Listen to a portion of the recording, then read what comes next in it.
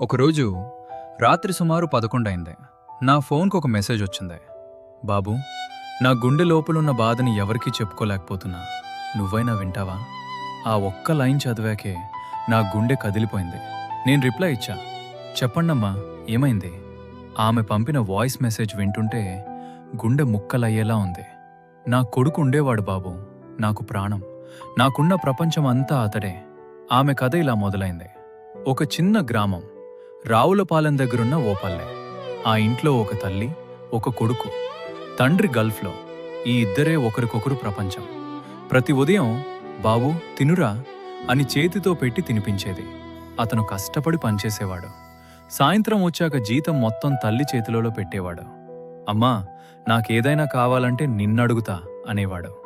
ఆ తల్లి గుండెల్లో గర్వం. నా బాబున్నాడంటే నాకు దేవుడే ఉన్నట్టు అనుకునేది. కాని ఒకరోజు అతని తన జీవితంలోకి ఒక అమ్మాయి వచ్చింది. అతను ఆమెను ప్రాణం పెట్టి ప్రేమించాడు. నువ్వు లేకపోతే నేను లేను అన్న స్థాయికి వెళ్ళిపోయాడు. ఆ అమ్మాయి చదువు కోసం హైదరాబాద్కి వెళ్ళింది. ఇక్కడ్నుంచి అతను పిచ్చి మొదలైంది. రావులపాలెం నుంచి బస్సు, ట్రైన్ ఎంత కష్టమైనా పట్టించుకోకుండా ఒక్కసారి ఆమెని చూడ్డానికి హైదరాబాద్ వెళ్తుండేవాడు. ఇంట్లో మాత్రం అమ్మా పని ఎక్కువైంది అని అబద్ధం. ఆ ఒక్క చూపు కోసం, ఆ ఒక్క నవ్వు కోసం అతను రోజులు బ్రతికేవాడు. ఒకరోజు అతను చూసింది ఆ అమ్మాయి ఇంకో అబ్బాయితో నవ్వుతూ. అతని ప్రపంచం అక్కడే ముగిసిపోయింది.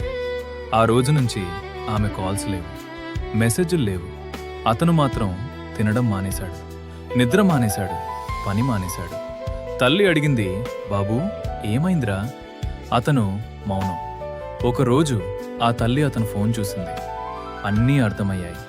ఆమె గుండె పగిలిపోయింది. నా కొడుకు ఇలా బాధపడుతున్నాడా అని అతని దగ్గరికి వెళ్ళి, బాబూ నువ్వు లేకపోతే నేను బ్రతకలేనురా అని ఏడ్చింది.